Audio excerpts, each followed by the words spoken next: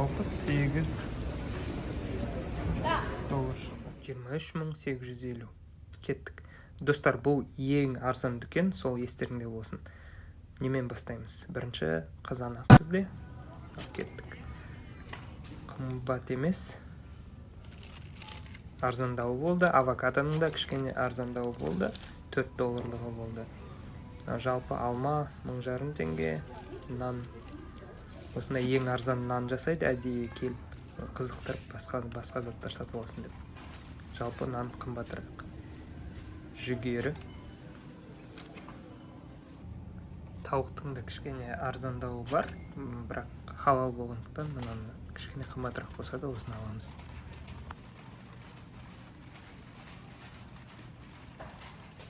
Жұмыртқа біздегіден ерекшелігі 12 данадан сатады, dozen дейді. Мынау өтірік қаймақ. Енді заводской ішінде әртүрлі қоспалар бар, үйдің қаймақ емес. Қаймақ деп айтуға қиын да, сол үшін өтірік қаймақ дейміз. Мынау сүзбе. Енді өзінің осында ұқсайтындар. Йогурт. Жақсы бір йогурттардан аламыз. Мынандай құрамында қанша 12 данадан әрқайсысында шамамен 300 бір нәрсе теңге бір рет. Ботқа, сұлы ботқасы.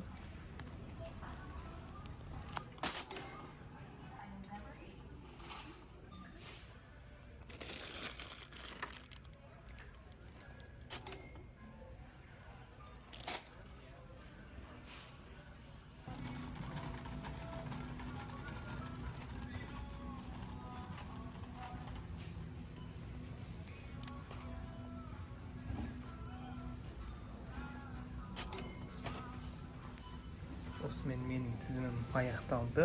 Бұл жолы бізде кішкене азық-түлік өткен аптадан қалды, сондықтан тізім үлкен болмады. Мынау біздің Қазақстанда ұқсас қайсысы бар, Активияның өзі де бар, сосын Данондікі. Маған ұнағаны мына жердегі сарымайдың көбісі енді табиғи сарымай, сүттен жасалған, сүтпен, қаймақтан, кілегейден. Міне құрамын көрсеңдер. Жазылып тұр. Кілегеймен сүт.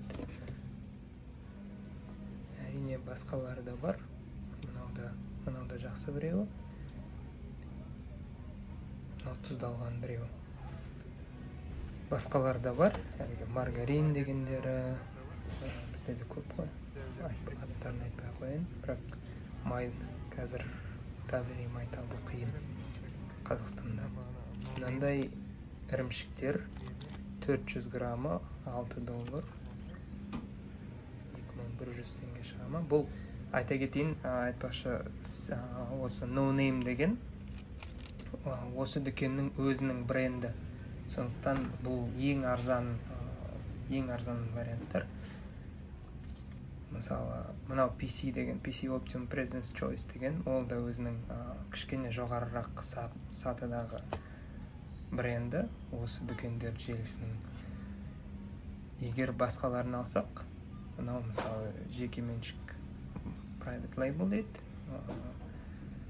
жекеменшік брендтер, бұлар кішкене қымбаттау.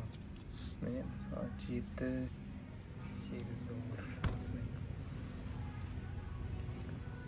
Жалпы сүт өнімдері жақсы, бірақ құрамын міндетті түрде құрамын қарап жүру керек. Мен оны осы жерге келіп қарай бастадым, көп маған мән бере бастадым. Құрамында егерде құрамы жекеменшік бағанағы брендтермен бірдей болса, мына ең арзан дүкеннің No Name бренді, аты жоқ брендті ала береміз. Мынау мысал үшін біздегі Fairy ыдыс жуғыш сұйықтықтарының осы жердегі түрі 3 доллар 1050 теңге, 500 граммға жетер-жетпес. 473, анау 400. Кішкене 1200, 1000-1200 теңгенің шамасында. Салыстырмалы түрде бізде мысалы кір жуғыш ұнтақ болады.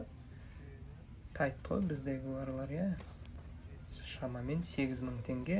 Мынау сұйықтық 4 литрдің шамасында, үлкен өзі. Мыналар капсулалар кішкене қымбаттау. Шамасы 10.000 теңге, 60 капсула ішінде. Қазақстандағы бағалар естеріңде болса жаза кетіңдер комментарийда. Мынау біздің осы жердегі мембер дейді, өздерінің карточка, дисконт картасы болса, осындай бөлек мембер прайсты болады. Кішкене арзандау. Су сабын $7, $2,500 шамасында. Үлкен дәретхана қағаздары көп, үлкен мындай қораппен сатылады. Шамамен осы. Мынау памперс айтпақшы, бұл жерден памперсті алмаймыз. Өйткені бұл жердегі, бұл қаланың ішінде болғандықтан, бұлар әдейі кішкентай қорап қылып сатады. Оның бағасы $25, бірақ ішінде данасы аз. Біз шамамен $35 ішінде 130-150 данасы бар, 150 памперс бар, үлкен қораптар аламыз. $35, ол шамамен 11.000 шамасында, ішінде 150 памперс. Жай банандар 60 цент деген шамамен 200-250 теңге. Мына құрма арзан деген бұл жерде. Бірақ сирек кездеседі, бұны анда-санда алып келіп тұрады. Осындай жылына 1 рет, 2 рет сезон кезінде. Сонымен мынандай жыл бойы келеді, қауын қарбыздар. Сонымен бәрін шығарамыз, төлейміз. Кішкене дисконт жиналады. $1-2 шамамен кэшбэк өздерінің бағана жеңілдіктерде болады. Жалпы осындай, менің сезім бойынша Қазақстандағы бағамен бірдей болмаса, төмендеу шыққан сияқты. Комментарийден жазыңдар, көріскенше сау болыңдар.